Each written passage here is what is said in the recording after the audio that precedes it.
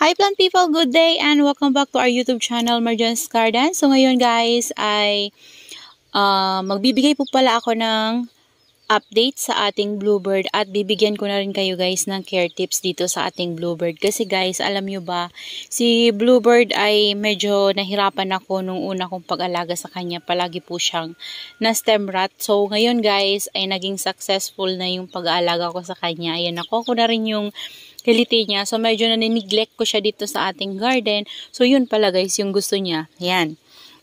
So, ayan, ito po yung ating bluebird guys. So, ito yung dati kong bluebird na malaki. Yan, nabili ko po yan kay Ma'am Janeline Saraw before. So, ang nangyari po dyan ay na-stem rot. And then, yung top niya po ay na-save ko. So, lumiit yung top niya. So, pinatong ko po yan siya dyan. Tinabi ko siya dyan. Tapos, ang nangyari naman, ayan, lumalaki na po siya. Ayan. So, marami silang dry leaves guys. Ayan, dahil nauuhaw sila dito. Ayan, iniinuman niya na naman yung panibagong leaves niya. So, ngayon guys, ay gusto ko kayong bigyan ng care tips dito sa ating bluebird para sa mga nahihirapan po mag-alaga ng bluebird. Kung meron po kayong bluebird at nahihirapan po kayong alagaan ito, so baka po makatulong to sa inyo na care tips ko dito sa lowland. So ayan po, ako po pala ay nasa Bicol sa mga bago po nating mga manonood. So nasa lowland po tayo, Bicol area. Ang sunlight requirement po ng ating bluebird, so kinakaya po ng ating bluebird yung full sun. Guys, nakalagay ito doon sa ating mga hanging planter. So, nandun siya nakasabit. So, dahil nga, dito kasi guys sa area na to, yan, itong pahanay na to, nilagay ko dito yung mga succulents na maraming farina. Yan, yung may mga mafarina na succulents. Yan, kung mapapansin nyo guys, ayan, no, diba? Puro sila mga puti-puti. Si German Champagne lang yung hindi masyadong maputi dyan. Ayan. So, halos lahat to guys na nandito sa taas ay puro mga white pot at mga mafarina. Kaya naman, ito, kinuha ko siya doon sa hanging planter natin at nilipat dito. Pero guys, nung nandun to guys sa ating hanging planter ay napakaganda po ng kulay nito. Talaga pong na-stress itong ating bluebird doon sa sabitan na yon. Doon guys sa ating hanging planter ay nakakatanggap po siya ng morning sun hanggang hapon. So dito naman kasi guys sa nilipatan ko sa kanya, nakakatanggap po siya dito ng morning sun hanggang tanghali lang. Pag tanghali na po, shaded na po siya. So ngayon wala po tayong araw, ayan. So kanina merong araw. Pero medyo makulimlim po ngayon kasi madilim yung langit. So ayan guys, yung ating bluebird. So pwede to guys sa full sun. So, okay na okay to guys sa full sun. And then sa pagwa-water naman po nito ay gusto niya guys yung didiligin nyo siya kapag tuyo na siya. So, ayaw niya yung palagi siyang nadidilig. And tama lang guys yung pot na paglagyan nyo sa kanya. So, ito tama lang naman to guys. So, para sa kanya kasi malaki na siya. Tapos, ayan lumalaki na oh.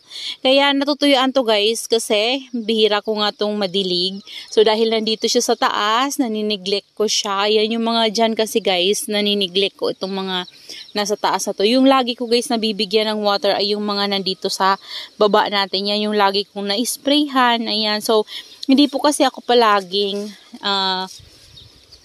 nagdidilig masyado sa taas na to. Kasi minsan kapag ginisprayhan ko sila, akala ko okay na. So, kulang pa pala. Ayan. Kasi ito guys, kapag nasusobrahan ko kasi ito guys sa water ay na-stem rot po ito guys. Ayan. Prone po ito sa stem rot itong ating bluebird, and then mabilis po mag-yellow leaves yung kanyang dahon. Yan. So, mabilis siya magmashi. So, kapag na-overwater natin siya, nagmamashi agad siya, nag-yellow agad yung leaves niya. Kung hindi man yellow ay black. So, yan po ang problema sa ating bluebird kapag hindi nyo po nakuha ang kiliti niya. So, sa pest naman guys, ay wala naman akong problema dito kasi wala naman akong na-experience pa sa kanya na pest. Pero nung bagong bili ko to guys, galing kay Ma'am Mercy ating at talaga namang matangkad po itong ating bluebird na to. Sobrang tangkad niyan guys, tapos punong-puno talaga yung leaves niya. Kaso lang nag-yellowish po yung mga leaves niya. So, hindi naman siya watery yung pag yellowish ng leaves niya nung na-unbox ko siya. Pero grabe po talaga yung yellow leaves niya simula puno niya hanggang dito. So, ang ginawa ko po nun ay tinanim ko po siya agad after ko siyang ma-unbox, and then pinainitan ko po talaga siya agad. Yan. So, nilagay ko talaga siya sa area kung saan maiinitan siya ng maayos. Yan. Morning sun hanggang tanghali yun, guys. So, morning hanggang 10 a.m.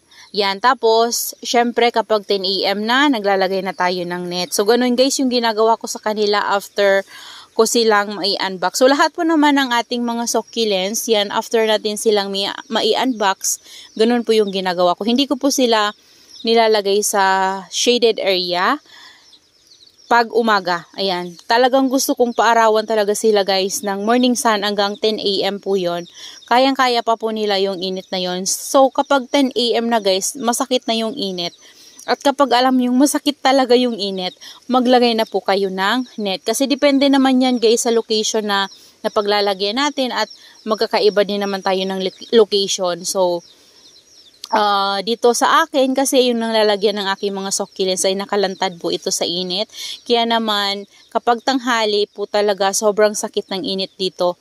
So, ang ginagawa ko po sa mga bago kong tanim na succulents ay after ko silang mai-unbox ay tinatanim ko na po yan sila, and then kinaumagahan po yan, pag maayos po yung araw ay naiinitan po sila ng morning sun hanggang 10 a.m. po yon araw-araw. And then kapag medyo alam kong nakakapag-recover na talaga sila guys, na unti-unti na-acclimatize na sila dito sa place ko, ginagawa ko guys ay inaabante ko yon susunod na araw. So, kunyari, 'di ba, first day nila is morning sun hanggang 10 a.m. So, hanggang 3 days yun guys na ganoon yung ginagawa ko. Morning sun hanggang 10 a.m. na sunlight, and then maglalagay na ako ng shade net sa taas. And then kapag pang-apat na araw niya, inaabante ko na po yan hanggang 11 na yung sunlight na makukuha niya na direct. So, kapag 11 na, maglalagay na ulit ako ng net. So, kinaumagahan naman, gagawin ko na yung 12. So, kapag 12 na, maglalagay na ako ng net. So, ganun po yung ginagawa ko niyan sa kanila pag ina-acclimatize ko po sila dito sa aking garden. Ayan. So, kapag 5 days na guys, 5 to 7 days na ganun yung nila, routine nila guys, ay okay na po sila nun. So, pwede na tayong maglagay ng net ng 12 o'clock. Yan. So, yun na guys, yung routine nila. Simula umaga hanggang 12 noon na yung nila, yung sunlight na makukuha. Yung old natin na succulents and then yung bago natin na succulents, kapag na-acclimatize ko na sila guys ng 1 week na ganon, continue na yun guys. Ayan. So, yun guys, yung ginawa ko sa ating bluebird. Nung maitanim ko siya, may mga siya guys, mga yellow leaves. And then, ginawa ko nun guys, sa sobrang kapal, yan, sa sobrang kapal nun guys nung leaves niya, na magkakadikit. Ang tataba kasi niya guys ng leaves niya, magkakadikit talaga, tsaka sobrang butsyog talaga ng mga leaves niya. Nung tinanggal ko yung ibang leaves guys, kasi napakarami niya ngang yellow leaves, may po siya, may mealybugs. Yan. So, ginawa ko, pinatay ko yung mealybugs, and then nagtira na lang din ako ng konting leaves na yellow para doon siya iinom. Hindi na mababawasan yung leaves na okay. Ayan. So, yung natin na leaves, yung walang problema natin na leaves ay hindi na mababawasan. So, kapag hindi naman po nagmamashi kasi guys yung dahon ng ating succulents, yung watery, yung nagwa-watery talaga siya guys, wala naman pong problema sa ganun guys. Pwede nyo po yung itira. Yan. Pero kung napakarami naman, yan, tanggalan po natin ng iba, and then magtira na lang tayo ng mga ilang piraso. Tapos, yan, kapag yan guys, tinanim nyo, tapos mapapansin nyo yan, kapag binigyan nyo po sila ng sunlight, hindi po yun nangingitim.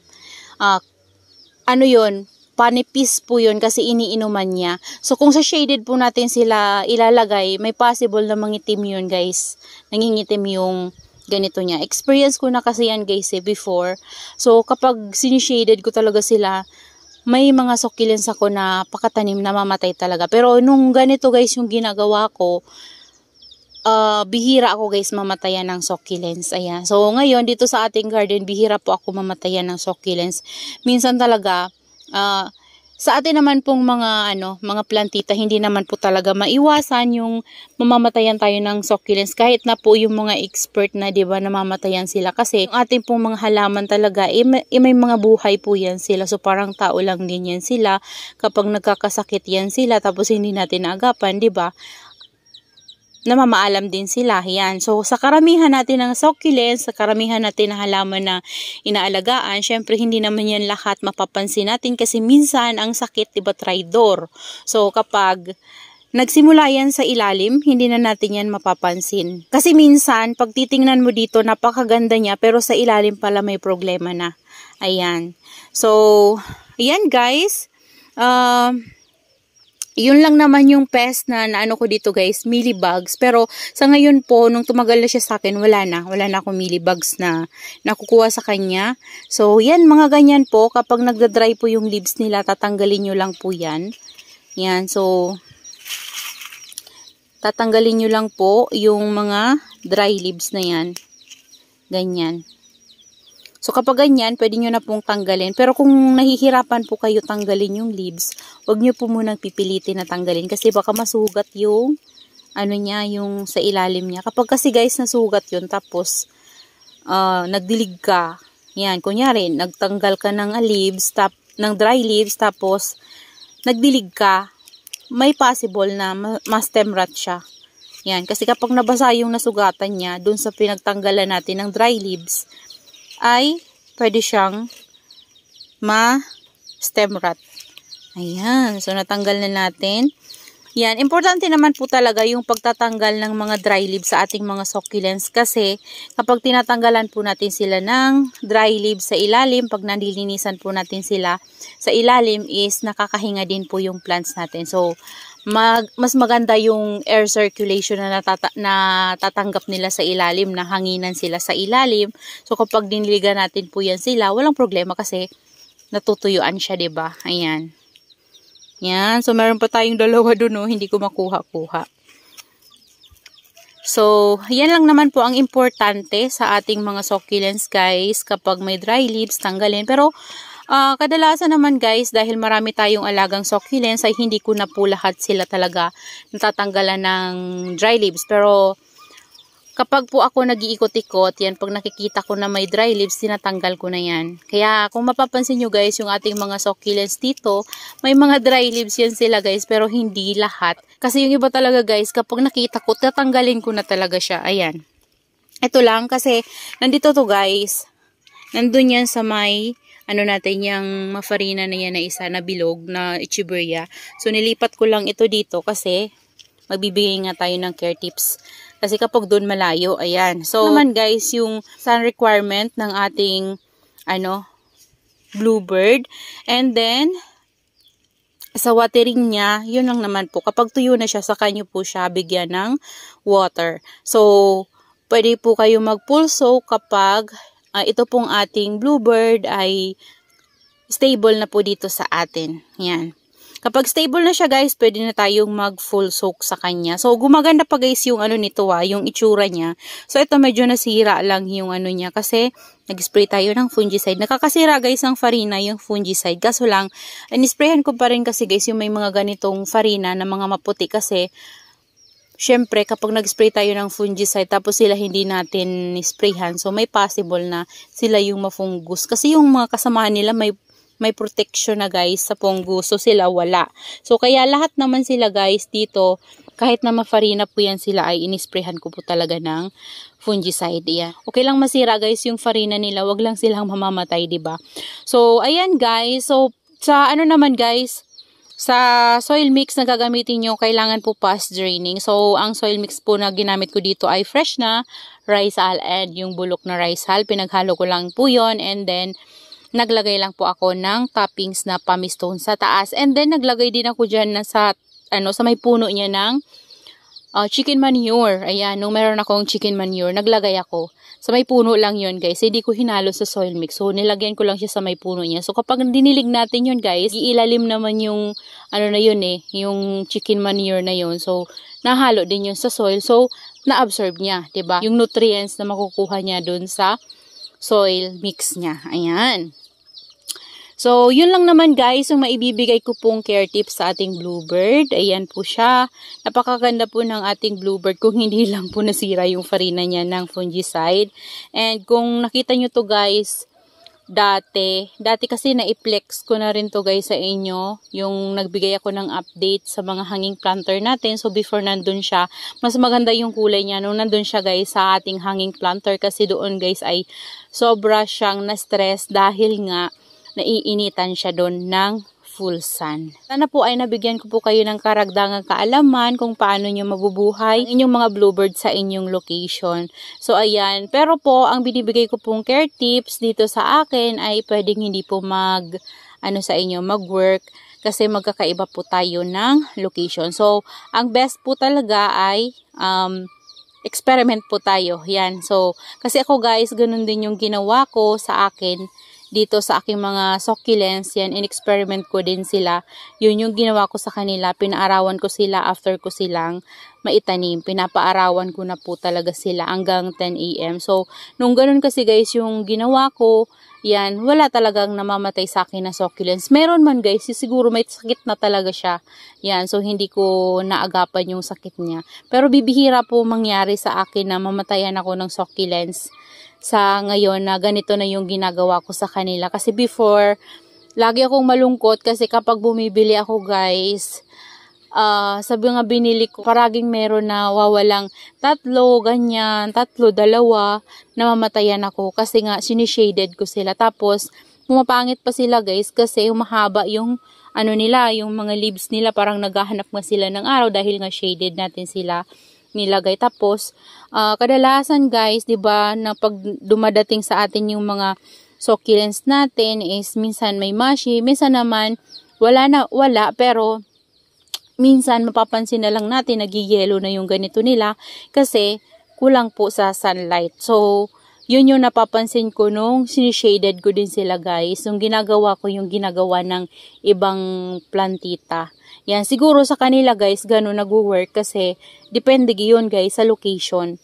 Yan. So, siguro yun talaga yung para sa kanya. So, dito naman kasi sa akin guys, ito yung nag-work. Ayan. So, wala akong naging problema nung ganito yung ginagawa ko sa aking mga succulents. After unboxing ay tinatanim ko na sila agad and then papainitan ko na sila. Yan. So, mas mabilis sila guys mas mabilis sila ma-acclimatize sa place ko kapag ganun yung ginagawa ko. Tapos, hindi nagbabago yung color nila guys. Kung ano yung kulay nila nung natanggap ko guys, hindi po agad yun nawawala. So, minsan nga guys, hindi talaga nawawala.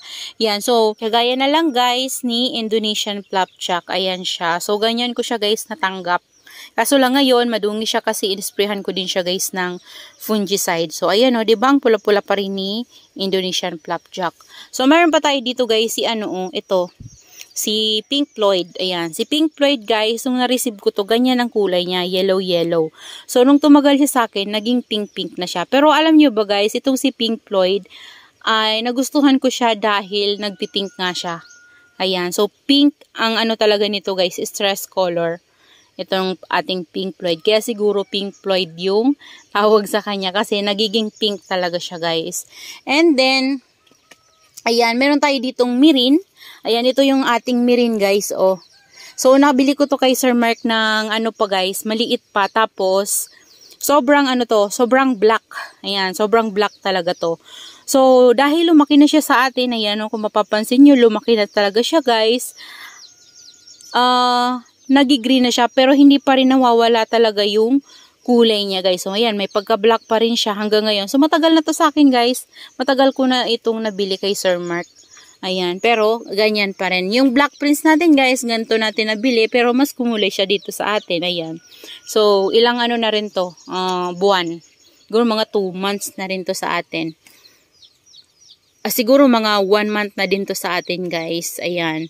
So, yun lang naman guys yung maibibigay ko sa inyong tips para sa ating mga succulents. Hindi lang guys para sa ating bluebird, pero sa lahat ng succulents po, nag-work siya sa akin guys.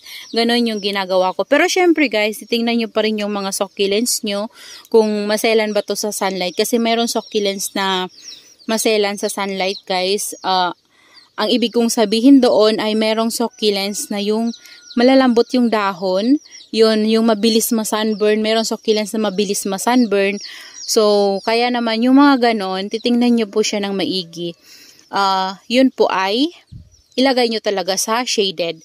So, ito naman guys, na net ko dito. Yung net ko na nilalagay dito. Pag tanghali po, nasi-shade sila. Pero, sobrang alinsangan pa rin po yung natatanggap nila. Ayan. So, maganda yung humidity ko dito guys.